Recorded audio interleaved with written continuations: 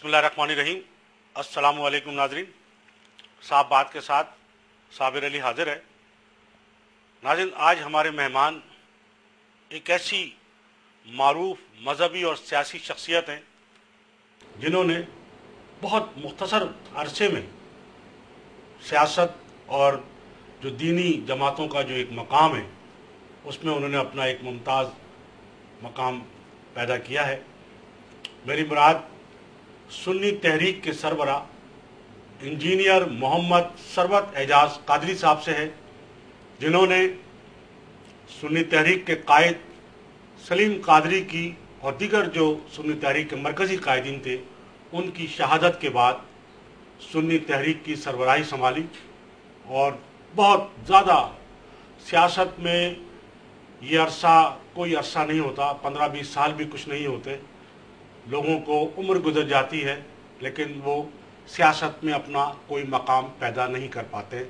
ये सरवत एजाज कादरी साहब की भी, और मैं तो ये कहूँगा कि सुन्नी तहरीक का भी उनको भी ये एजाज़ हासिल है कि हमारे यहाँ पाकिस्तान में जो सियासी और मजहबी जमातें जो तवील अरसे से काम कर रही हैं, ख़ास तौर पे बाज़ जमातें तो क़याम पाकिस्तान से पहले की उनकी तश्कील पाई थी और क़याम पाकिस्तान के बाद भी बनी, लेकिन उनको वो मकाम वो मर्तबा हासिल नहीं हो सका जो बहुत थोड़े अरसे में सुन्नी तहरीक ने सियासत में भी और दीनी जमातों को जो मकाम हासिल हो उनमें भी अपना एक मकाम पैदा किया।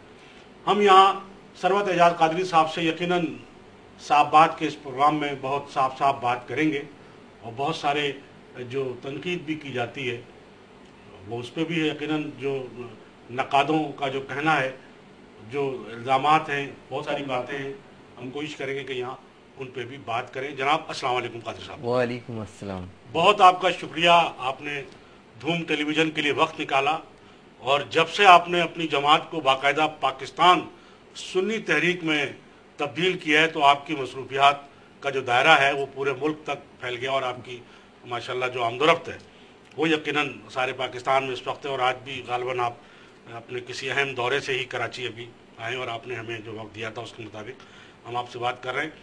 मेरा पहला सवाल यही होगा कादरी साहब, ये सुन्नी तहरीक जब कायम हुई थी उसके अपने क़याम के बाद से ही सियासी सरगर्मियाँ तो जारी थी सुन्नी तहरीक की, दीनी जमात होने के बावजूद जो काम था वो सियासत था।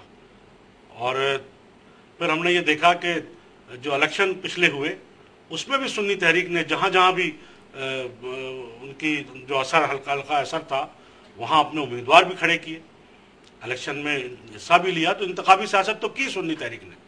तो वो आपने जो एक बाकायदा इंतखाबी सियासत का जो ऐलान किया और उसमें सिर्फ इजाफा पाकिस्तान का किया, तो क्या पहले पाकिस्तान से बाहर काम कर रही थी सुन्नी तहरीक? बिस्मिल्लाहिर्रहमानिर्रहीम। सबसे पहले तो आपका बहुत बहुत शुक्रिया कि आपने यकीनन हमें अपने ख्यालात और अपने मसाइल से आगाह करने का मौका अता फरमाया। और सुन्नी तहरीक यकीनन सन 1990 के अंदर एक दहशतगर्दी और जो इस मुल्क के अंदर एक दहशतगर्दी की आग लगी हुई थी, इस्लामी तशक्कुस को जो बर्बाद किया जा रहा था, उस सूरत के अंदर रद्द अमल में सुन्नी तहरीक का वजूद आया था। और यकीनन जब सुन्नी तहरीक का वजूद था तो उस वक्त सियासी बैकग्राउंड कुछ नहीं था। हमारा मैनिफेस्टो था जो इन दहशतगर्दी का मुकाबला करना था जो मुल्क में जारी थी, मसाजिद, इमाम बारगाह जिनको दहशतगर्दी का निशाना बनाया जा रहा था, उसकी रुकावट के लिए या उसको रोकने के लिए और इस्लाम के तशख्खुस को उजागर करने के लिए मेरे कायद मोहम्मद सलीम कादरी शहीद रहमतुल्लाह अलैह के साथ अपने रफ़ाक़ा के साथ मिलकर ये तहरीक की बुनियाद रखी 1990 के अंदर। लेकिन 2001 में उनकी शहादत हुई। उसके बाद यकीनन सियासत में कदम रखते, क्योंकि सुन्नी तहरीक, पाकिस्तान सुन्नी तहरीक एक फलाई तंजीम भी है, एक मजहबी भी है, एक दीनी भी है और अब एक सियासी भी है। उस वक्त सियासत का कोई ऐसा इरादा नहीं था, क्योंकि सियासत में ऑलरेडी हमारी बहुत सारी सुन्नी जमातें मौजूद थी। जमीयत उलमा पाकिस्तान के नाम से हमारा बाकायदा एक बहुत सियासत करते थे और बहुत अच्छा एक मुकाम था। बल्कि आप देखें तो उस वक्त सीटें भी हमारे पास थी इस शहर की। लेकिन उसके बाद एक साजिश के तहत उसके तहत हमें दूसरी तरफ मुंतकिल किया गया दूसरे मामलात के अंदर। और फिर 2002 में हमने इलेक्शन फाइट किया था और उसके अंदर 4th पोजीशन थी। اور اگر آپ متحدہ مجلس عمل کو اگر ایک طرف ہم کرتے ہیں جو کہ تمام دینی جماعتوں کا اتحاد تھا، تو ہماری 3rd پوزیشن تھی ووٹ کے حساب سے، جو ووٹ کا تناسب تھا۔ اس کے بعد یقیناً دے در پہ معاملات ہمارے ساتھ ہوتے رہے، دہشت گردی کے واقعات تھے، قتل و غارت گری کے واقعات تھے، اور ایک ملک کی جو موجودہ صورتحال ہے وہ بہت کریٹیکل ہوئی۔ تو ہم نے سوچا کہ کیوں نہ جس طرح ہم نے دینی معاملات کے اندر آگے بڑھ کر دہشت گردی کا مقابلہ کیا، اور اسی طریقے سے ہم سیاست کے میدان میں آ کر فل فلیش طریقے سے اپنا ایک رول اور اپنا کردار ادا کریں، ایک محب وطن پاکستانی کا جو کردار ہے اس پاکستان کے لیے۔ یقیناً ہمارے آباء و اجداد کی قربانیاں تھیں اس پاکستان کے لیے، اور ان کا بھی خواب تھا کہ اس پاکستان کو ایک فلاحی ریاست بنائے۔ اس خواب کو لے کر اب ہم نے باقاعدہ اس کا نام پاکستان سنی تحریک، کیونکہ آج نظریہ پاکستان کو بھی نقصان پہنچایا جا رہا تھا، اور یہ ہمارے اکابرین کا خواب تھا، اور انہوں نے جو یہ نظریہ دیا تھا 2 قومی نظریہ، یقیناً آج اس کے تحت ہم نے اس سیاست میں باقاعدہ عملی طور پہ قدم رکھ رہے ہیں، اور انشاءاللہ تعالی کوشش کریں گے کہ اپنا کوئی کردار ادا کر سکیں۔ اچھا، آپ کی جماعت بنیادی طور پہ دینی جماعت، اور دینی جماعت کے لیے یہ کہا جاتا ہے کہ جی اللہ کی رضا کے لیے کام کرنے کی ان کی بات ہوتی ہے، لیکن آپ نے اس دین کی خدمت کو اور اللہ کی رضا حاصل کرنے کے اس منصب کو چھوڑ کر اگر سیاست کے منصب میں یا سیاست میں جو آنے کا ایک جو اعلان کیا، تو اب آپ کو کیا مطلب ہے؟ دنیا کی مراحت چاہیے، حکومت میں حصہ چاہیے، حکومت چاہیے، حکومت کے عہدے چاہیے، تو وہ دین تو پھر پیچھے چھوڑ دیا آپ نے۔ دیکھیں، اللہ اور رسول کی رضا کے لیے تو آج بھی ہم کام کر رہے ہیں، اور یقیناً قیامت تک کام کرتے رہیں گے جب تک ہمارے جسم میں ہماری روح موجود ہے۔ جو ہمارے احساس ہے، وہ جو ایمانی تقاضے ہیں، وہ تو اپنی جگہ ہیں۔ ہم ان کے ساتھ جب اپنی سیاست کریں گے تو یقیناً وہ سیاست بھی ہماری عبادت ہوگی۔ کیا حضرت ابوبکر صدیق رضی اللہ عنہ نے سیاست نہیں کی؟ کیا حضرت عمر فاروق رضی اللہ عنہ خلفائے راشدین نے سیاست نہیں کی؟ اور ان کی سیاست ایسی تھی کہ 1250 سال تک اسلام کا پرچم لہرایا، کیونکہ وہ 2 اصولوں کے ساتھ میدان عمل میں آئے، میدان سیاست میں آئے، وہ 2 اصولوں کے ساتھ، ایک خوف خدا اور ایک عشق رسول۔ جب یہ 2 اصول ہم اپنائیں گے تو آپ یہ دیکھیں کہ پاکستان اسلام کا پرچم 1250 سال تک لہرایا ان 2 اصولوں کے تحت، ان 2 اصولوں کے تحت سیاست بھی کی، ان 2 اصولوں کے تحت عبادت بھی کی، اور یقیناً یہ سب اللہ کی رضا کے لیے۔ اگر مخلوق اللہ تعالیٰ جو سب سے زیادہ پسند فرماتے ہیں کہ اس کے اللہ تعالیٰ یہ نہیں کہتا کہ میں نماز پڑھتا ہوں تو آپ پڑھیں، اللہ تعالیٰ یہ کہتا ہے کہ تم مخلوق خدا کی خدمت کرو، تو میں وہ عبادت ہے، حقوق العبادات۔ تو یقیناً دونوں چیزیں ضروری ہیں، اور جب ہم اس کے ساتھ جب ہم عبادت، یہ سیاست کو ہم جب عبادت سمجھیں گے، سیاست کو ہم نے آج کیا ہے کہ سیاست منافقت، جھوٹ، لیکن ہم چاہتے ہیں کہ سیاست عبادت کا درجہ رکھے، کہ مخلوق خدا کی خدمت کرنی ہے، تو یقیناً اس میں اللہ کی رضا ہے تو ہم یہ کام کر رہے ہیں۔ آپ نے کہا کہ دین کا حوالہ دیا کہ سیاست میں جو دین میں جو ہے وہ سیاست شامل ہے، اور خلفائے راشدین کا آپ نے حوالہ بھی دیا، لیکن دین میں جمہوریت کا کوئی تصور نہیں ہے۔ ہمارے یہاں کی آج کی جو سیاست ہے وہ تو جمہوریت کی مغرب کی سیاست ہے، جس میں جمہوریت جو ہے ہمارے یہاں جو رائج ہے وہ جمہوری سیاست ہے۔ اسلام میں جمہوریت کا کوئی تصور نہیں ہے۔ پھر ہمارے یہاں کی سیاست میں پارلیمنٹ میں تو جاگیردار وڈیرے اور کرپٹ پولیٹیشین ہیں، اور وہ صرف کرپشن کرنے کے لیے پارلیمنٹ میں آتے ہیں، اور ان کا آپ نے یہ دیکھا کہ پوری ان کی جو نسلیں ہیں، کہ باپ اگر سیاست میں تھا تو باپ اگر نہیں ہے تو اس کا بیٹا، بیٹی، بھانجے، بھتیجے، یہ پورا ایک سسٹم ہے جو کرپٹ سسٹم ہے۔ اور اگر آپ پوری ہماری ملک کی سیاسی تاریخ دیکھ لیں تو کوئی حکمراں ایسا نہیں ہے، کوئی حکومت ایسی نہیں ہے، کوئی پولیٹیشین ایسا نہیں ہے کہ جس نے کرپشن کی سیاست میں ہاتھ نہ دھوئے ہوں۔ تو آپ بھی اسی کرپشن کی سیاست میں ہاتھ دھونے کے لیے آ رہے ہیں۔ ہاتھ دھونے نہیں، معاشرے کا تو ہم حصہ ہیں، اس پاکستان کا ہم حصہ ہیں، ہم پاکستان کے اندر اپنا ووٹ بھی کاسٹ کرتے ہیں، لیکن پاکستان کی سیاست کو اس تبدیلی کے لیے تو ابھی قدم اٹھا رہے ہیں۔ ہم پاکستان کی سیاست بتانا چاہتے ہیں کہ سچائی سے بھی ہم سیاست کر سکتے ہیں، صاف ستھرے طریقے سے بھی سیاست کرتے ہیں۔ آپ ایک مثال لیتے ہیں، کہ آج آپ نے کہا کہ جاگیردار، وڈیرے، سرمایہ دار، ایک مائنڈ سیٹ کی بات کی آپ نے، وہ چاہے ہم کسی بھی محکمے کے اندر ہو، اگر آپ نے کرپشن کی بات کی تو یہ کرپشن ایک معاشرتی برائی ہے۔ یہ کون سا ایسا ادارہ ہے، کون سا ایسا محکمہ ہے جہاں پر یہ چیزیں نہیں ہیں؟ اس لیے، اور تیسری بات آپ نے کی ڈیموکریسی کی، پاکستان کو اسلام سے بڑی ڈیموکریسی کیا ہوگی؟ اسلام سے زیادہ عدل کس مذہب کے اندر، کس دین کے اندر ہے؟ وہاں تو مسلمان نہیں بلکہ اقلیت کو بھی وہاں پر وہ تحفظ دیتا ہے اور سب کے حقوق کی بات کرتا ہے، ایکولیٹی کی بات کرتا ہے، برادری کی بات کرتا ہے، محبت اور رواداری کی بات کرتا ہے. اور وہ دیکھیں کیا بڑی شان ہے کہ اگر ایک امام اللہ اکبر کہتا ہے تو لاکھوں کا مجمع وہ ایک سجدے میں جاتا ہے. تو وہاں یونٹی کی بھی بات کرتا ہے، فیتھ کی بھی بات کرتا ہے. یقیناً یہ ہمارے اصول ہے. اب آپ اس کا نام ڈیموکریسی رکھیں، آپ اس کا نام سوشلزم رکھیں، اس کا نام آپ کمیونزم رکھیں، انسان کو انسانیت کا احترام ہونا چاہیے، انسان کو انصاف ملنا چاہیے، انصاف عدل ہونا چاہیے. آپ دیکھیں کہ جو ہمارے معاشرتی جو برائیاں ہیں ان کا خاتمہ جب بھی ہے جب انصاف کا بول بالا، اور اسلام سے زیادہ سچا جو حقانیت اور اس نے اخلاق پر جو دین پھیلا وہ اس نے اخلاق سے پھیلا. آج آپ دیکھیں کہ جب حضرت عمر فاروق کا دور دیکھیں آپ کہ بیت المال خزانہ بھرا ہوا ہے، کوئی زکوٰۃ دینے والے ہیں، زکوٰۃ لینے والا کوئی نہیں ہے. تو اسلام سے زیادہ انصاف آپ اس کو کوئی بھی نام دے سکتے ہیں. لہٰذا ہم بھی یہ کہتے ہیں کہ خلفائے راشدین کے نظام کو نفاذ کیا جائے. ان کے نفاذ کو جب ہوں گے تو محبت، امن، رواداری بھی ہوگی، ملک ترقی بھی کرے گا، ملک میں استحکام بھی آئے گا. لیکن ہم یہ سوچ کے بیٹھ جائیں گے یہ برائی کا خاتمہ ناممکن ممکنات میں سے، ایسا نہیں، کیونکہ اس دین کے اندر نا امیدی نام کی کوئی چیز نہیں ہے. ہم کوشش کریں گے، جدوجہد کریں گے، انشاءاللہ تعالیٰ پاکستان دوبارہ ترقی کی راہ پر گامزن ہوگا. اور اللہ تعالیٰ کا ہمیں شکر ادا کرنا چاہیے کہ یہ اتنی خوبصورت نعمت جہاں پہ دنیا کی ہر چیز ہمارے پاس اللہ نے موجود دی ہے. معاشی طور پہ دیکھیں آج ہم صرف ہماری نیتیں اگر اچھی ہو جائیں تو پاکستان دنیا کو قرضہ دینے والا ملک بن سکتا ہے. پاکستان کی ترقی عروج پہ ہو سکتی ہے. پاکستان کے بعد کی جو کنٹری ہیں آج آپ دیکھیں وہاں پر کہ آج وہاں پہ کوئی نہیں پوچھتا چائنا کے اندر کیا ڈیموکریسی ہے نہیں، لیکن وہاں پہ انصاف ہے، وہاں لوگوں کو روزگار ہے، وہاں پہ لوگوں کو کوئی تکلیف معاشی طور پہ آج کل جو سب سے بڑا ہتھیار ہے وہ اکنامیکلی ہمیں فائٹ لڑنی پڑے گی. اور ہمارے پاس ٹول سارے موجود ہیں، ٹول سارے موجود ہیں. زراعت جس کا دنیا کے اندر ٹاپ پہ ہمارا نام ہے، پہلے سے ٹاپ 10 کے اندر ہمارا نام آتا ہے. کسی چیز میں ہم 2 پہ ہوں گے، کسی میں 3 پہ ہوں گے. آج مالٹا ہے، کینو ہے، دیگر معاشی زرعی ہے، گندم ہے، کپاس ہے، ٹیکسٹائل ہے. اگر ہم صرف نیتیں اچھی کر لیں، اور افسوس ہے کہ اس پاکستان کو قائد اعظم رحمۃ اللہ علیہ کے بعد، لیاقت علی خان مرحوم کے بعد کوئی قیادت میسر نہیں آئی جو ملک کو ترقی کی راہ پہ لے جا سکتی. صرف ہم نے اپنے مفادات کی سیاست کی، ہم نے اپنی ذات کی سیاست کی. جس دن ہم اپنے عوام کی خواہشات کے مطابق، عوام کے امنگوں کے مطابق اپنی پالیسیز بنائیں گے اور دیکھیں گے تو آپ دیکھے گا یہی پاکستان انشاءاللہ دنیا کا ترقی یافتہ ممالک میں اس کا شمار ہوگا. اچھا، آپ نے اسلامی نظام کی بات کی. اسلامی نظام کی بات تو پاکستان میں متعدد اسلامی جماعتیں ہیں. جو سب سے بڑی اگر اور قدیم اگر جماعت ہے تو جماعت اسلامی ہے، جس کا موٹو یہی ہے کہ ملک میں اسلامی نظام کا نفاذ. اس کے بعد جمعیت علماء پاکستان آئی، اس نے نظام مصطفیٰ کے نظام کی نفاذ کی بات کی. جمعیت الاسلام بھی موجود ہے.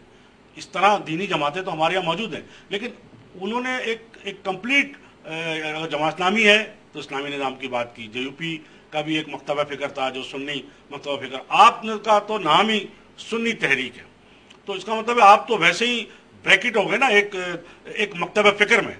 پاکستان میں جو فقہ ہیں وہ تو سنی فقہ بھی ہے اور بہت سارے دیگر فقہ بھی ہیں، تو آپ تو مخصوص مکتبہ فکر سے آپ کا تعلق ہے. تو آپ کے جو لوگ یا فالوورز ہوں گے تو باقی لوگ کہاں جائیں گے؟ دیکھیں اسلام تو آپ نے کہا کہ وہ اقلیت کو بھی اتنا ہی تحفظ دیتا ہے. تو پھر جو مکتبہ فکر ہے آپ تو نمائندگی کریں گے ایک مخصوص مکتبہ فکر کی جو سنی مکتبہ فکر ہے. باقی لوگ کیسے آپ کے ساتھ؟ دیکھیے جمعیت علماء اسلام کا آپ نے نام لیا، جمعیت علماء پاکستان کا آپ نے نام لیا، جماعت اسلامی کا آپ نے نام لیا، دیگر دینی جماعتیں، ان سب کا ایک اسکول آف تھاٹ ہے. ہم کسی کو اسلام کے نام پر بیوقوف نہیں بنا رہے، ہم نے کسی کو پاکستان کے نام پر گالی نہیں دے رہے. آج ہم دوسرے نام سے سیاست بھی کرتے ہیں، ہم زبان کی بنیاد پر بھی سیاست کر رہے ہیں، لسانیت کی بنیاد پر بھی یہاں پہ سیاست ہوتی ہے، یا قومیت کی بنیاد پہ بھی سیاست ہو رہی ہے. تو کیا وہ صرف اس قوم کے لیے کام کر رہے ہیں یا پورے پاکستان کے لیے کام کر رہے ہیں؟ کیا وہ جنہوں نے اپنے نام اسلامی رکھے ہوئے، کیا وہ ان کے اندر کوئی دوسرا ڈفرینٹ اسکول آف تھاٹ کا آدمی کیا ان کا کارکن اور ممبر بن سکتا ہے؟ کیا وہ ایک سوچ کے ساتھ نہیں کام کر رہے؟ اگر میں منافقت کروں، اپنا نام دوسرا رکھ کے پھر میں کام کروں، کام تو مجھے پاکستان کے لیے کرنا ہے. اور اسی طرح دیگر جماعتیں بھی کام کریں گی. سب اپنے نام سے، اپنی پہچان سے، اپنے تھاٹ آف اسکول سے پہچانی جاتی ہیں. اب تینوں جماعتوں کا ایک اسکول آف تھاٹ ہے، جمعیت علماء پاکستان ہو، جماعت اسلامی ہو. یقیناً ہم اس تھاٹ کے اندر رہتے ہوئے سوچ کے مطابق، تو کیا ہم وہ دین کا وہ کام جو دوسری جماعتیں کر رہی ہیں کیا ہم نہیں کر سکتے، دوسری مذہبی جماعتیں؟ لیکن افسوس جو ہے اس پاکستان کا جو لیے ایک جو سب سے بڑی بات ہے، وہ لوگ جنہوں نے پاکستان بنتے ہوئے اس پاکستان کی مخالفت کی تھی، جنہوں نے پاکستان کو تسلیم نہیں کیا تھا، جنہوں نے پاکستان کو گالیاں دی تھی، جنہوں نے قائد اعظم کو کافر اعظم کہا تھا، جنہوں نے علامہ اقبال رحمۃ اللہ علیہ کو گالی دی، یعنی کہ اس پاکستان کو گالی دی، جو آج بھی گالی دیتے ہیں، آپ کا یہ میڈیا اور چینلز گواہ ہیں، جنہوں نے آج بھی پارلیمنٹ کو، اس پاکستان کی عوام کو، اس پاکستان کو، سب وہ ایک اسکول آف تھاٹ ہے نا، جو اس ملک میں دہشت گردی کر رہا ہے وہ بھی ایک اسکول آف تھاٹ ہے، لیکن ان کے لوگ پھر بھی تو الیکشن میں لڑ رہے ہیں، وہ الیکشن لڑ رہے ہیں۔ ہم نے ایک پیور اپنے نام سے کر رہے ہیں، ہم چاہتے تو تبدیل کر کے ہم منافقت کر سکتے تھے نا، لیکن ہم اپنے نام سے کر رہے ہیں، لیکن ہمارا جذبہ ہمارا وہی ہے جنہوں نے 1250 سال حکومت کی، ہمارا آئین اور منشور وہی ہے جو 1250 سال آقا صلی اللہ علیہ وسلم نے ہمیں عطا فرمایا۔ جب ہم اس منشور کے تحت میدان عمل کے اندر آئیں گے، میدان سیاست میں آئیں گے، جب ہم خلفائے راشدین کی زندگی کو اپنائیں گے، تو انشاءاللہ تعالی آپ دیکھیے گا کہ کسی کو صرف نقطہ نظر کے مختلف ہونے کی وجہ سے، پوائنٹ آف ویو کے، اسکول آف تھاٹ کے ڈیفرنس ہونے کی وجہ سے کسی کو نقصان نہیں ہوگا، اور پاکستان کو ہم ثابت کر کے دکھائیں گے کہ ہاں پاکستان ہم ایک ہے، اور ہم سب اسلام اور پاکستان کی ترقی کے لیے کام مطلب اسلامی نظام کی جب دوسری جماعتیں یہ بات کرتی ہیں، آپ جب بات کریں گے تو کوئی ایسا انقلابی آپ کا منشور ہوگا جو لوگوں کو، مطلب 4 لوگوں کو کیا ہوگا؟ ہمیں وہ 1400 سال پہلے جو ہمیں منشور دے دیا، ہمارا وہی منشور ہوگا، جو ہمیں بتا دیا گیا ہے کہ کس طرح لوگوں کے حقوق ہے۔ جب آپ نئے سیاست میں آ رہے ہیں نا، انسانیت کی بات تو کر رہے ہیں، لوگوں کو ایک مطلب جدید انداز میں کوئی ایسا چارم تو ملے کہ وہ آپ کی طرح اسلامی نظام کی تو سب بات کرتے ہیں۔ دیکھیں عمل سے آپ کا منشور کیا ہو؟ وہ ہم عمل سے ثابت کریں گے۔ منشور کا اعلان یقیناً 23 مارچ کو ہم کریں گے۔ ہماری پرائرٹی کیا ہے؟ امن و امان۔ ہماری پرائرٹی کیا ہے؟ ایجوکیشن۔ آج ہمیں ایجوکیشن کو عام کرنا ہوگا، ہر شخص اپنے سوچ کے مطابق کام کرے، لیکن وہ اپنے دائرے کار میں جب ہوگا تو نقصان نہیں ہوگا۔ لیکن تو نقصان کب ہوتا ہے، فساد کب ہوتا ہے؟ جب آپ اپنے نقطہ نظر کو کسی پر امبوز کرنے جاتے ہیں، چاہے وہ اسلحے کی بنیاد پر کریں، چاہے وہ فنڈنگ کی بنیاد پہ کریں، لیکن جب آپ نقطہ نظر اپنے اخلاص کے ساتھ میدان میں لے کر جائیں گے، اور جب عمل آپ دکھائیں گے، آپ کے عمل جو ہے اس سے ثابت کریں گے، آپ کا جو ایکشن ہے وہ اب بتائے گا کہ آپ کتنے مخلص ہیں اس پاکستان سے، آپ کتنے مخلص ہیں اس اسلام سے۔ اور اسلام کا نام تو وہ بھی لے رہے ہیں جو لوگوں کی گردنیں کاٹ رہے ہیں، اسلام کا نام تو وہ بھی لے رہے ہیں جو لوگ بم دھماکے کرا رہے ہیں، اسلام کا نام تو وہ بھی لے رہے ہیں جو کرپشن کرتے ہیں، اسلام کا نام وہ بھی لے رہے ہیں جو چور اور ڈکیت ہے، لیکن سب مطلب اس نام سے اگر کام کر رہے ہیں، ہم اگر اب ثابت کریں گے کہ ہم یہ بتائیں گے اپنے عمل سے، اپنے کردار سے۔ آقا صلی اللہ علیہ وسلم نے جب اظہار نبوت نہیں کی تھی، 40 سال کی عمر مبارک تھا، تو لوگ ان کو جب آپ نے اسلام کی دعوت نہیں دی تھی، آپ کو لوگ امین بھی کہتے تھے، آپ کو لوگ صادق بھی کہتے تھے، تو آپ کو غیر آپ کے لیے امین و صادق کا لقب دیتے تھے، آپ نے اس کو محبت بھی بتائی، آپ نے رواداری بھی بتائی۔ تو ہم جب ان کی زندگیوں کو اپنائیں گے تو یہ سب چیزیں ختم ہو جائیں گی، پھر دیکھے گا بھائی چارگی بھی ہوگی، محبت ہوگی، سب اپنی جگہ رہیں، اپنا کام کریں۔ ہمارے کسی نہیں ہے، لڑائی جب ہوتی ہے جب آپ کسی پہ اپنا نقطہ نظر کو امبوز کرنے جاتے ہیں، جب فساد ہوتا ہے۔ قاضی صاحب آپ کا بڑا شکریہ، آپ سے ہماری گفتگو جاری رہے گی۔ ہم نے ایک چھوٹا سا وقفہ لینا ہے، وقفے کے بعد ہم اس گفتگو کو مزید آگے بڑھائیں گے۔ ناظرین ہماری گفتگو جاری ہے پاکستان سنی تحریک کے سربراہ انجینئر ثروت اعجاز قادری صاحب سے۔ مزید ہم نے گفتگو کرنی ہے سیاست کے حوالے سے، ہم مزید بات کریں گے ایک چھوٹے سے وقفے کے بعد۔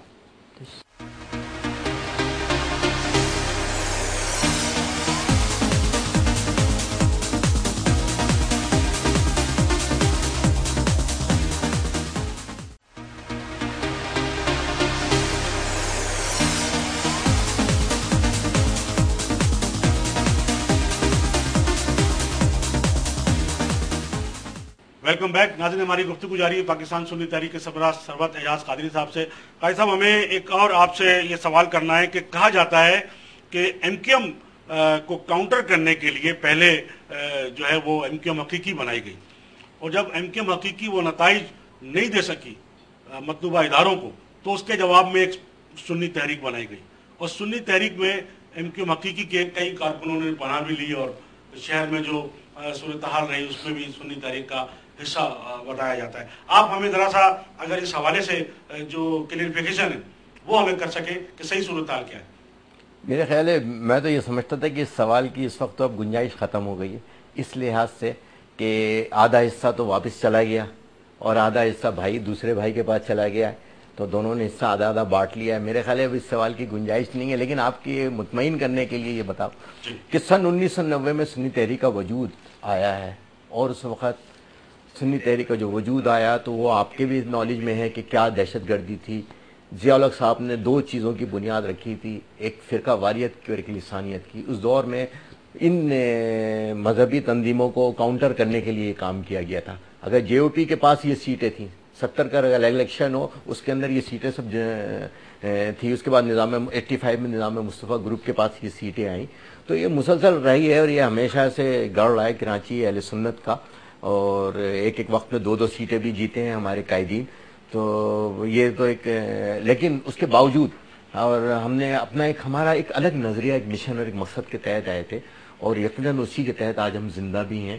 اور آج 2 شہادتوں کے بعد 2 ہمارے قیادتوں کی قربانی کے باوجود بھی آج آپ دیکھیں اپنے مقصد, اپنے نظریے کے لیے گامزن ہے. اور پورے کراچی نہیں سمجھتے, اور پورے پاکستان میں یہی ہم ختم کرتے ہیں کہ آپ نے اس تاثر کو جو ہے وہ درست تسلیم نہیں کیا. ہم آگے بڑھتے ہیں کہ کراچی میں خاص طور پہ, ویسے تو پورے ملک میں ہے لیکن کراچی میں خاص طور پر وہ جو قربانی کی کھالیں جمع کرنے میں بڑا تصادم ہوتا ہے, اس میں بھی مطلب سنی تحریک بھی ہے اور دوسری جماعتیں بھی ہیں. تو یا تو کوئی اس میں بھی کوئی مفاہمت ہو گئی ہے, جیسے کہ مفاہمت کی سیاست میں بڑے مشہور ہیں ہمارے صدر صاحب, کہ انہوں نے مفاہمت کی ایسی سیاست کی ہے کہ سب کو ایک دسترخوان پہ بٹھا دیا. تو اس میں بھی کوئی مفاہمت ہو گئی کہ اب جھگڑا نہیں ہوتا قربانی کی کھالوں میں, اور اگر ہوتا تھا تو کیوں ہوتا تھا, اور پھر یہ ہے کہ قربانی کی کھالیں آخر اتنا بڑا جو اس کا اماؤنٹ ہے اس پہ مطلب سارا جھگڑا جو ہے وہ پیسے کا ہے یا کچھ اور ہے. اصل میں مسئلہ یہ ہے, دیکھیں اس شہر کو یہ ایک ہب کی درجہ رکھتا ہے. یقیناً یہ کہ ہمارے لیے ایک کراچی کی ترقی. ایک اور جب یہ سوال ڈال دوں کہ جو لوگوں کا کہنا ہے کہ جی ہمیں پرچیاں پہلے سے مل جاتی ہیں, کہ ابھی قربانی ہوئی نہیں, جس گھر کے باہر کوئی جانور بنا دیکھا وہاں پرچی آ گئی, اور پرچی بھی ایک نہیں کئیوں کی آ جاتی, تو وہ بیچارہ پریشان ہے کہ بھائی قربانی میری نہ ہو جائے کہیں.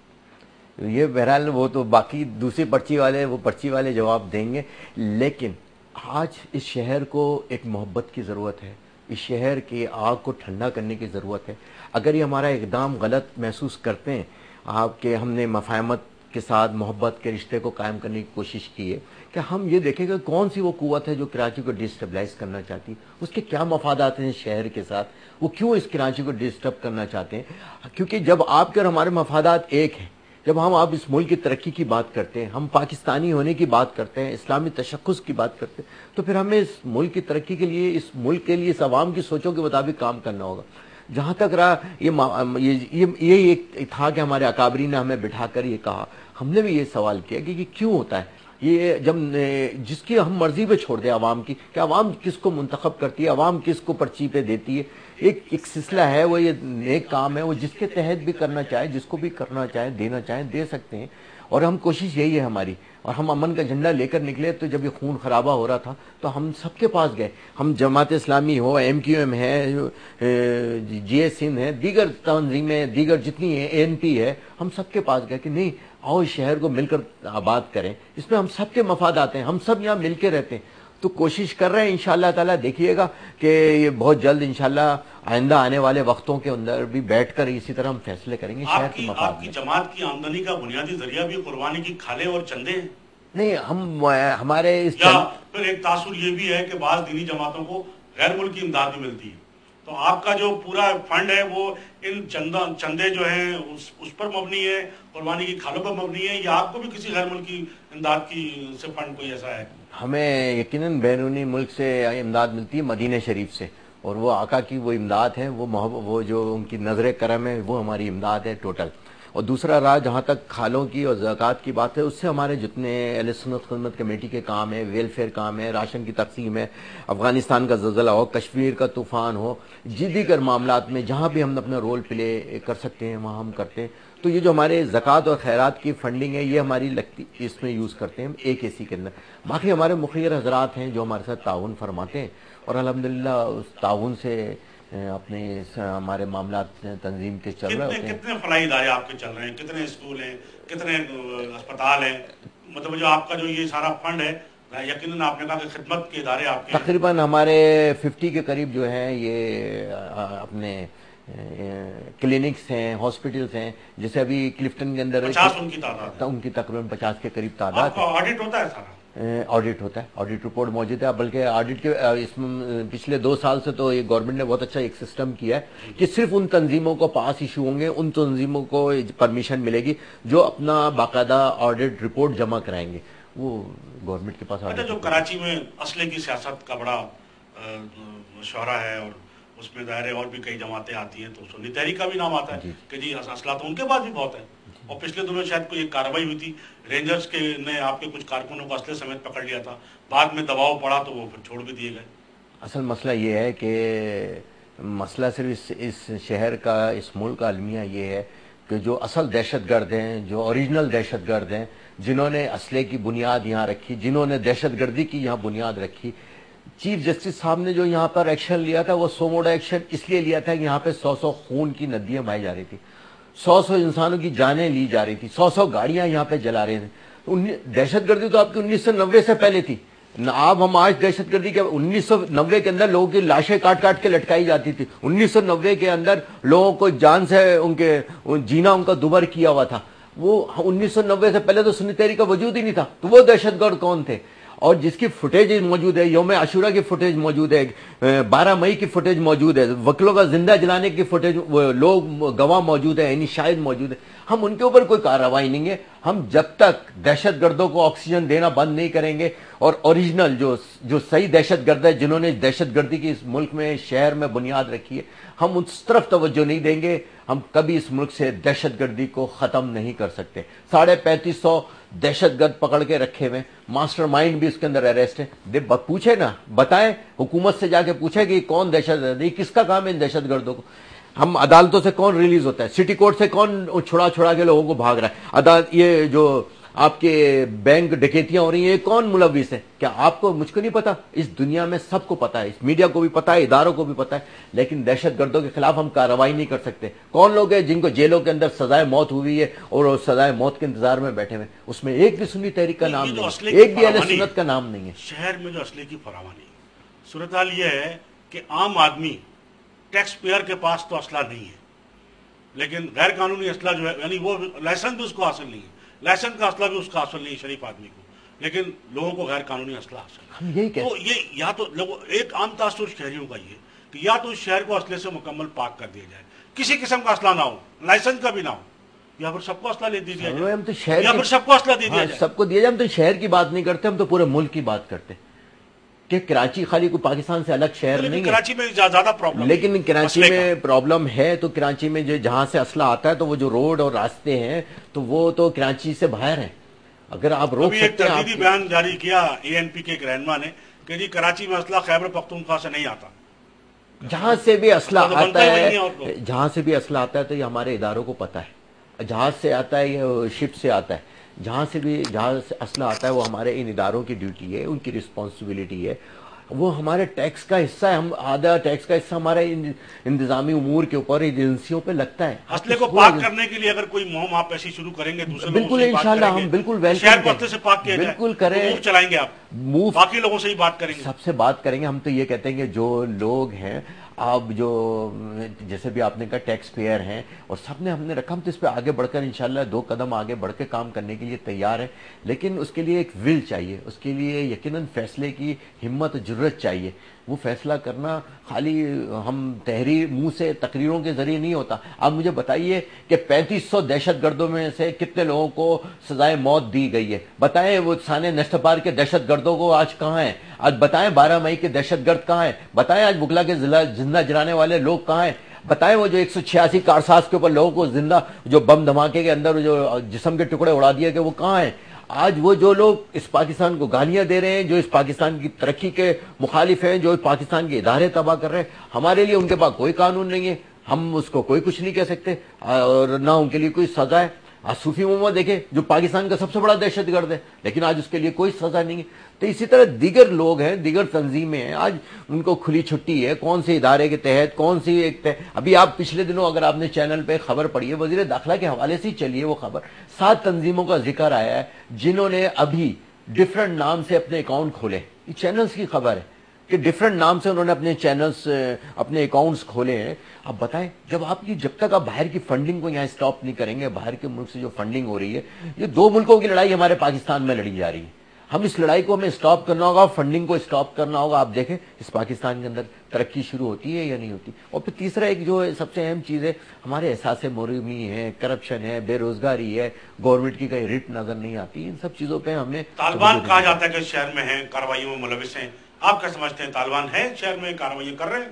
100% ہے. بلکہ ابھی جو آپ نے جتنی سی آئی ڈیز کی رپورٹ اگر آپ نے پڑھی, اسٹڈی کی ہو, تو اس میں آپ نے دیکھو کہ جو بینک ڈکیتیوں کے اندر جو لوگ جو فوٹیج ملی ہے, ان میں وہ لوگ ملوث ہیں.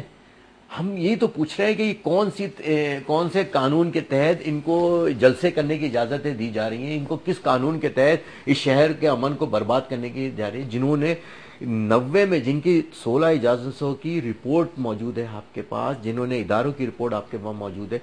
وہ ایک مجھے انہی کے ایک آدمی نے یہ کہا, جو ٹی وی کے ایک چینل پہ میں دیکھ رہا تھا, کہ اس وقت جب یہ فساد افغانستان کا ہوا تو امریکہ کو ہم نے افغانستان کے حوالہ کر دیا.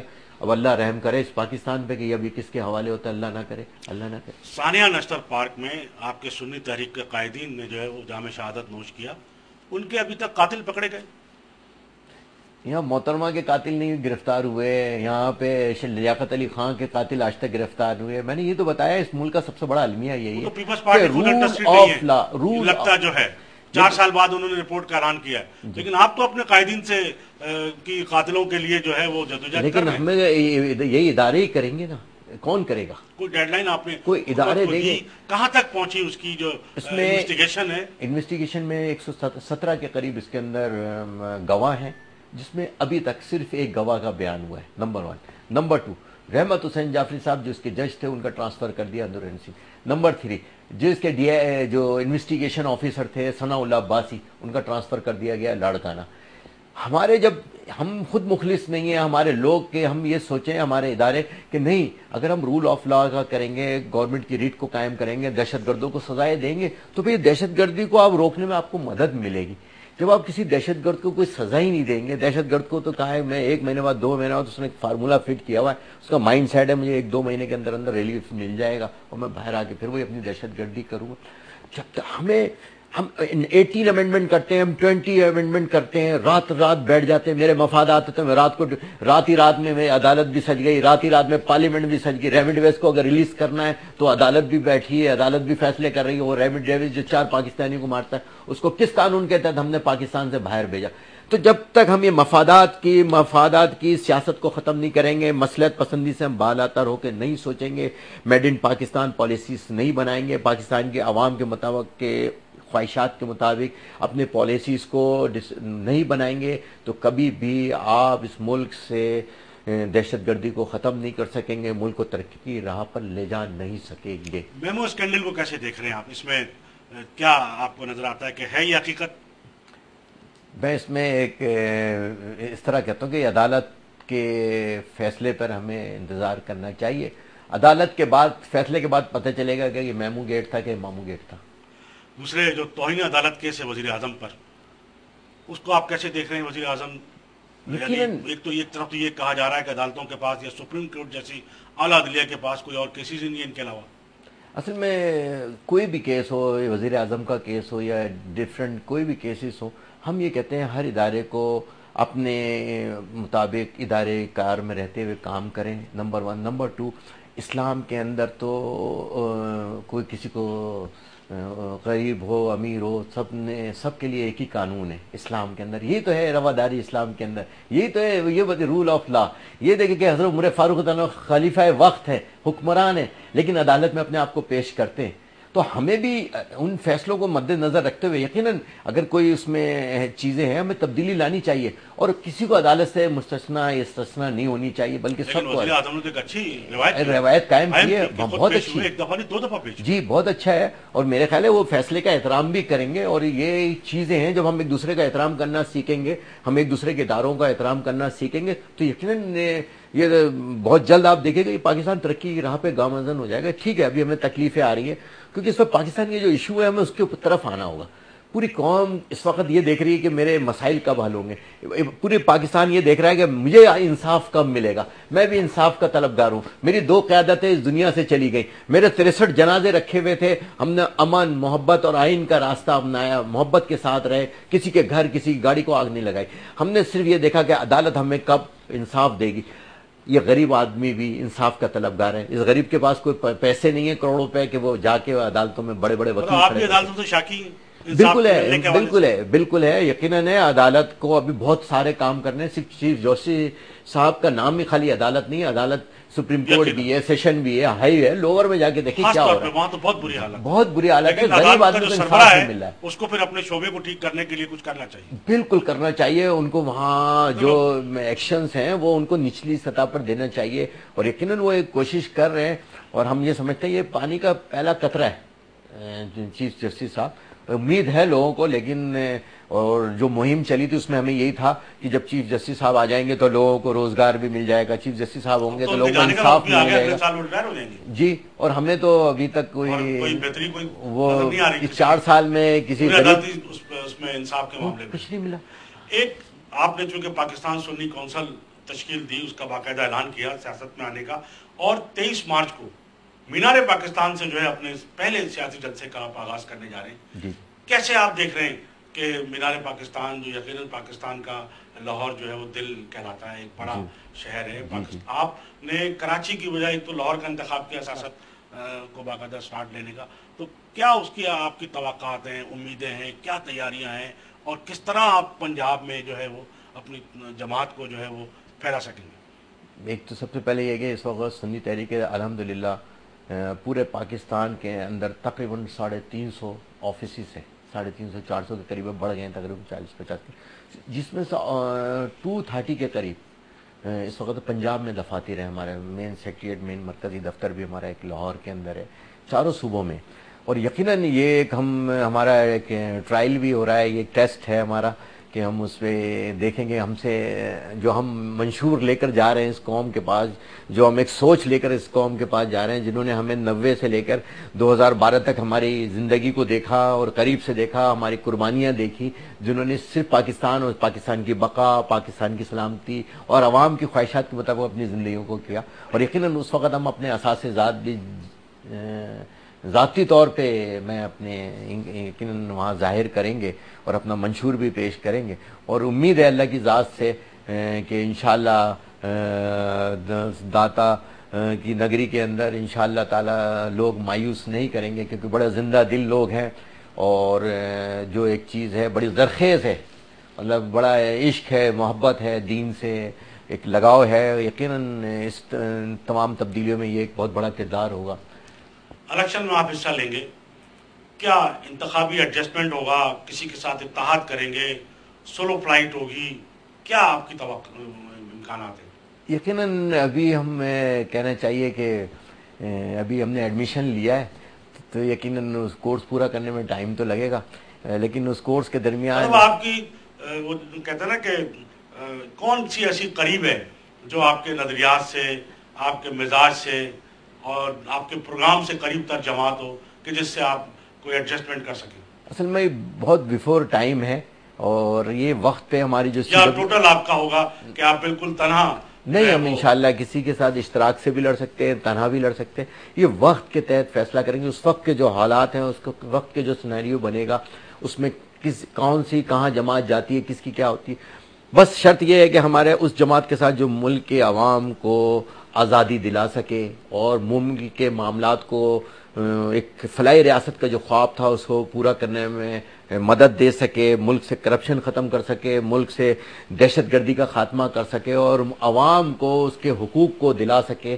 انصاف کو آسان بنا دے، گھر دہلیز پہ پہنچے، یقیناً ایسی بہت سی جماعتیں کام کر رہی ہیں، اور ہماری جو CWC ہے، سینٹرل ورکنگ کمیٹی ہے، اور دیگر ہم سب مل کر اس وقت جو بھی ہمارے رائے ہوگی، ہمارے مشاورت ہوگی دوستوں کی، ان کے ساتھ بیٹھ کر انشاءاللہ فیصلہ کریں گے، اس میں ہمارا اتحاد بھی ہو سکتا ہے، اور سیکنڈ آپشن ہمارے پاس یہ ہے کہ ہم سیٹ ٹو سیٹ ایڈجسٹمنٹ بھی کر سکتے ہیں، اس صورتحال کو اس وقت کی دیکھ کے، اس کے حالات کو دیکھ کے، اور ہم کسی کے ساتھ اتحاد میں بھی جا سکتے ہیں۔ آپ نے کرپشن کی بات کی، کرپشن بڑا بنیادی فیکٹر ہے، جی بالکل، کوئی حکومت اس سے مبرہ نہیں رہی ہے، لیکن آج کی جو حکومت ہے گزشتہ 4 سال سے جو موجود ہے، اس کے بارے میں جو کہا جاتا ہے کہ حکومت نہیں، یہ صرف کرپشن ہے. تو کیسے آپ کے پاس کوئی فارمولہ ہے کرپشن کو ختم تو کیا کوئی کم کرنے کا؟ یقیناً بہت ساری چیزیں ہیں. ہمارا سب سے بڑا میرٹ کے اوپر ہم میرٹ کے اوپر نامزدگیاں کریں، ہم ڈپارٹمنٹس کی اوپن کریں. ہم اچھا دوسرا سیاست ہم تھوڑا سا ایک طرف رکھ کے ہم جو جن کے پاس ایکسپرٹیز موجود ہیں ڈفرینٹ اپنے اس کے ٹیکنالوجی کے اندر یا جس اپنے ڈپارٹمنٹس کے اندر، ہم ان کی ایک ٹیم بنا کر باقاعدہ معاشی طور پر ایک ہم پلان بنائیں اور ایسے لوگوں کو ہم آگے لے کر آئیں اور اس پہ ہم یہ کام کریں گے. دوسرا یہ کہ ہم جن کے اوپر قرضے ہیں ان کے اوپر الیکشن کے اندر پابندی ہو اور ان سے قرضے واپس لینے کی باقاعدہ ایک آرڈر پاس کیا جائے اور اس کے لیے ہم عدالتی کارروائی یا اس طریقے سے اس کے عمل درآمد بنائیں. تیسرا یہ کہ اسمال کاٹیج انڈسٹری جیسے چائنا نے کیا، جیسے ترکی نے کیا. ترکی نے کہا نہیں اب اپنے ملک کو ترقی کی راہ پہ لے کر جانا ہے، انہوں نے اپنی بارڈر سیل کی اور اب لگ گئے جدوجہد میں کہ ہم پاکستان نیشنلزم. اب ہمیں قوم بننا ہوگا پہلے، اور ہمیں ایک قوم بنانے کے لیے یقیناً ایک جدوجہد کرنی ہوگی. اچھے لوگ ہر پارٹی میں موجود ہیں، اچھے برے لوگ ہر جگہ موجود ہیں، ہر ادارے میں موجود ہیں. وہ لوگ بھی موجود ہیں جو اس پاکستان کو ترقی کی راہ پہ لے جانا چاہتے ہیں. اور اللہ تعالیٰ نے جو سب سے بڑی ہمیں ایڈوانٹیج ہے کہ ہمارے پاس چیزیں سب موجود ہیں. ہمارے پاس گیس موجود ہے، ہمارے پاس گولڈ موجود ہے، آئل موجود ہے. وہ تو ناقص بجلی ہے، وہ تو پانی ہے، پلاننگ کا فقدان ہے، پالیسیز کا اور پلاننگ کا فقدان ہے. جبھی تو ہم یہ کہتے ہیں، آج آپ دیکھیں ہم کیوں کہتے ہیں آزاد الیکشن کمیشن، ہم کیوں کہتے ہیں کہ نادرا کی رپورٹ جلد سے جلد تیار ہو جائے تاکہ آپ کو پتہ تو چلے میری آبادی کتنی ہے، مجھے پلاننگ کس طرح کرنی ہے. پلاننگ جب کریں گے جب آپ کو اپنی پاپولیشن کا اندازہ ہو، میرے اتنے لوگ ہیں، میری اتنے فیملی ہے، میرے اتنے ممبر ہیں، پھر آپ کو اس کو ڈسٹریبیوٹ کریں گے. ابھی تو آگے اس سے زیادہ نقصان نظر آتا ہے کہ اب جو ہمارے نوجوان تیار ہو کے باہر آئیں گے، ایجوکیشن ہے تو ہمیں ان چیزوں پہ توجہ دیتا کہ ہمارے لوگ باہر جا کر بھی اپنا بلکہ آپ دیکھیے گا جب انشاءاللہ ایک ذرا اب ہماری لیڈرشپ کو تھوڑا سا اس طرف پلٹنا ہوگا. یقیناً کرپشن کی جو ہم بات کرتے ہیں اور آج یہ 4 سال گزر گئے اور عوام کو ابھی تک کوئی ریلیف نہیں ملا، تو اس کے اندر حکومت کے ساتھ ساتھ اپوزیشن بھی اتنی ذمہ دار ہے. اور جب یہ اپوزیشن اور یہ حکمران جب کوئی اپنے مفادات کی ترمیم کرنی ہوتی ہے تو اس وقت فوراً رات بیٹھ جاتے ہیں اور فیصلے کرتے ہیں. یقیناً ہمیں سب کو اعتماد میں لینا ہوگا. جو یہ پوری پارلیمنٹ ہے یہ ذمہ دار ہے کہ جس نے آج تک اس عوام کی بیسک نیڈز کو پورا نہیں کیا. آج خودکشیاں اس پاکستان کی تاریخ میں عروج پہ، آج مہنگائی اس پاکستان کے اندر عروج میں، آج پاکستان کی کرپشن عروج کے اوپر ہے. آج ہم اپنے اداروں کی کرپشن کو اگر صرف روک لیں تو ہم سمجھ سکتے ہیں کہ یہ ہم کافی اپنے قوم کو ریلیف دے سکتے ہیں. اور ابھی جو یہ مہنگائی کا طوفان مزید بڑھنے والا ہے، آج ہم برابر ملک میں دیکھتے ہیں انڈیا کے اندر وہاں 29 روپیز کا جو ریلیف ہے وہ گورنمنٹ نے اپنے پاس نہیں رکھا بلکہ عوام کو ٹرانسفر کیا. ہم وہ 29 روپیز جو ہمیں ایکسٹرا ہم پیٹرول کی قیمت میں ایکسٹرا لے رہے ہیں اس قوم سے، وہ ہمیں قوم کی طرف ٹرانسفر کرنا چاہیے. اس 4 سال عوام نے اپنی بہبود کے لیے، عوام نے اپنے آرام کے لیے، عوام نے اپنی نیڈز کو پورا کرنے کے لیے، عوام کی اپنے معاملات کو مکمل کرنے کے لیے کہ ان کے معاملات حل ہوں گے، سالو ہوں گے، لیکن اس کے برعکس جا رہا ہے. لہذا ان لیڈرشپ کو سوچنا چاہیے. آپ نے قاضی صاحب ابھی بات کی حکومت کے ساتھ اپوزیشن کی، جی بالکل، اپوزیشن میں بڑی ذمہ داری ہوتی ہے جی. لیکن بدقسمتی سے پاکستان میں یہ ایک ایسا دور حکومت آیا ہے کہ جہاں اپوزیشن نام کی کوئی چیز نہیں ہے، حکومت ہی حکومت ہے. فرینڈلی اپوزیشن مرکز میں تھی تو فرینڈلی اپوزیشن تھی، جی. اور سندھ میں تو کوئی اپوزیشن ہی نہیں ہے سرے جی سے، بالکل، اور پنجاب کا بھی یہی حال ہے. جی بالکل. تو یہ جو آپ نے بات ذمہ داری کی تو یہاں تو ہے ہی حکومت، اپوزیشن کا کہیں رول ہی نہیں ہے. ہم اپنے اگلے سوال کی طرف آتے.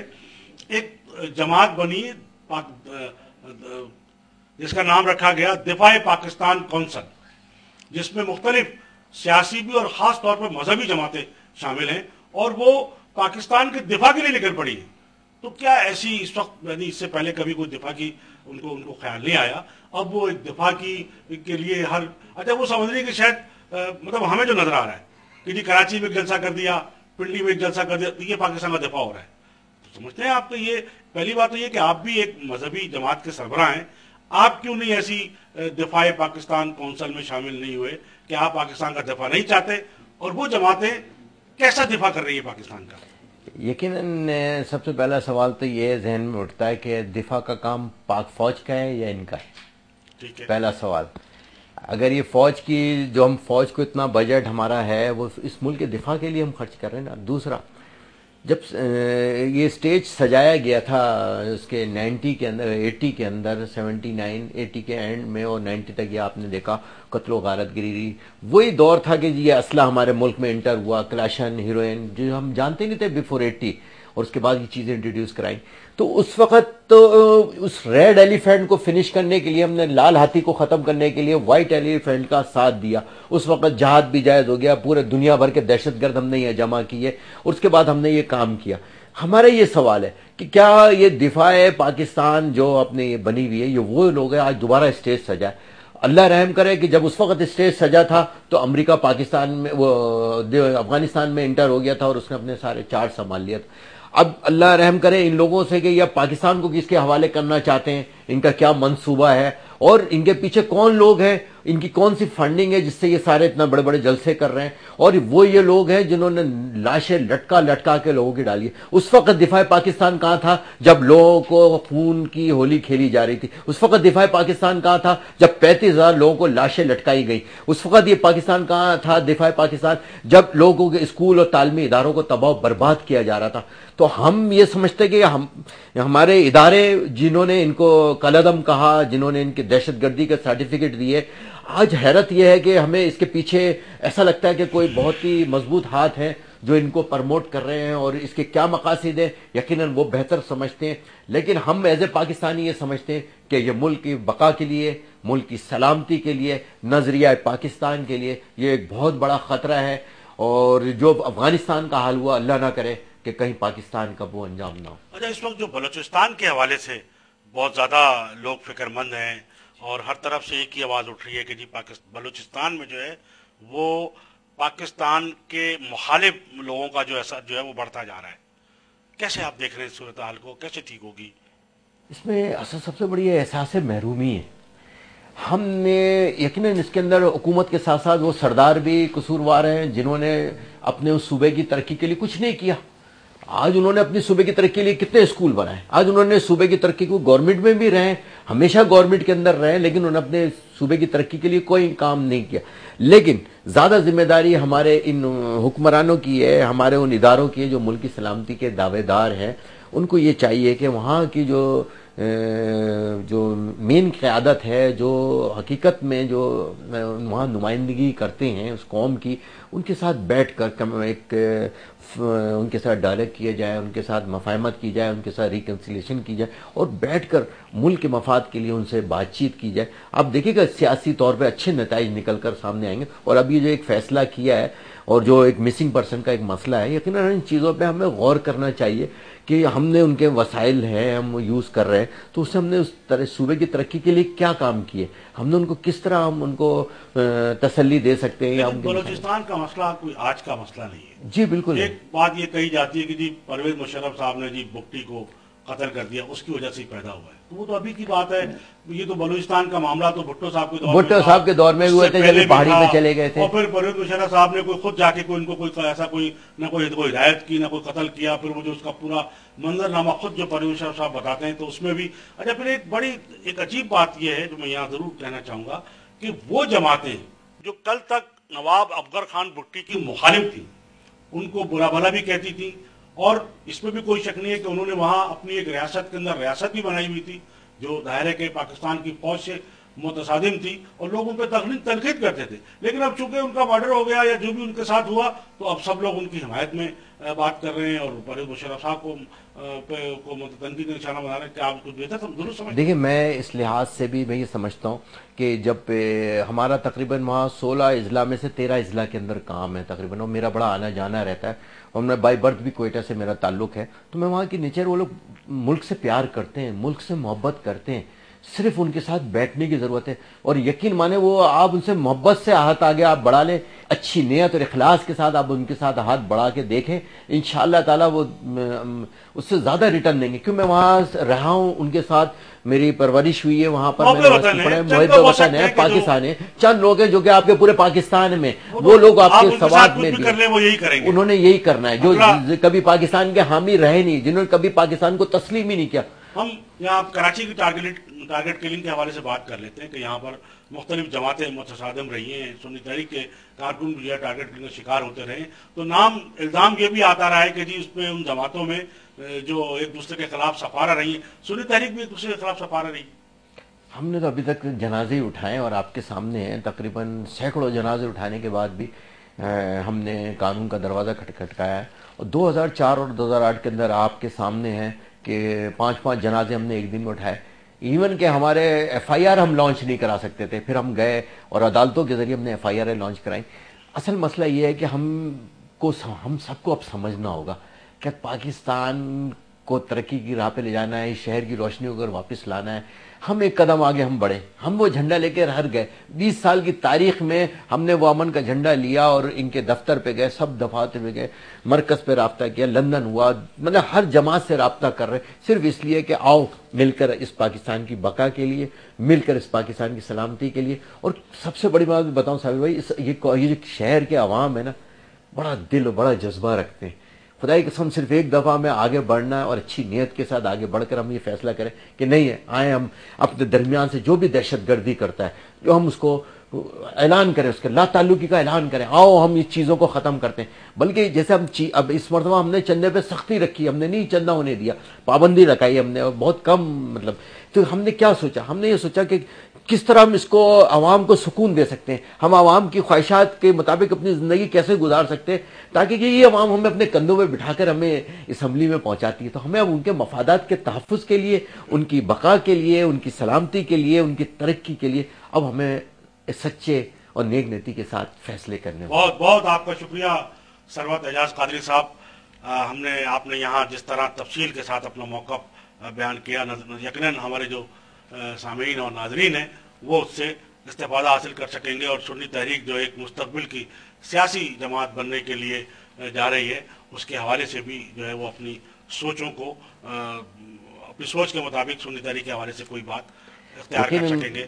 میں بھی آخر میں تھوڑے سے کچھ جملے بولوں گا کہ دھوم چینل نے جو ہم یہ سمجھتے ہیں کہ وہ ہم جیسے غریبوں کے لیے ایک متوسط طبقے کے ایشوز کو پرچار کرتے ہیں، اور دھوم چینل نے جس طریقے سے ایک عوام کو زبان دی، سچائی اور ایک رنگ و نسل ذات پات سے بالا تر ہو کر عوام کی ایشوز کو ڈسکس کرتے ہیں، جس طرح آپ نے اتنی تفصیلی آج گفتگو کی، تو یقیناً ایک دھوم چینل کا ایک کارنامہ ہے. اور میں یہ سمجھوں گا دھوم چینل کے چاہنے والوں سے، دھوم چینل کی انتظامیہ سے، ان کے عوام سے، کہ اس چیز کو آپ نے برقرار رکھنا ہے. اور ہم جیسے جو لوگ اس ملک کی ترقی کے لیے کام کرنا چاہتے ہیں یا سچ بولنا چاہتے ہیں اور نیک نیتی کے ساتھ کام کرنا چاہتے ہیں، تو دھوم ان سچے محب وطن لوگوں کو خوب پرچار کرے، ان لوگوں کو ہائی لائٹ کرے، اور اپنے عوام میں، کیونکہ ان کا بھی ایک بہت بڑا حلقہ احباب ہے، اور ہم یہ سمجھتے ہیں کہ دھوم چینل دھوم مچا سکتا ہے اور اچھے طریقے سے دھوم مچائے، تاکہ وہ محب وطن قوتیں جو سچائی کے ساتھ اس پاکستان کی خدمت کرنا چاہتے ہیں، تو دھوم چینل کے ساتھ مل کر ہم بھی اس سچائی کے پرچم کو، اس سچائی کے پیغام کو عام کریں. آپ سے یقیناً ایک دفعہ پھر شکریہ کہ آپ نے. میں آپ کا بہت شکریہ ثروت اعجاز قادری صاحب.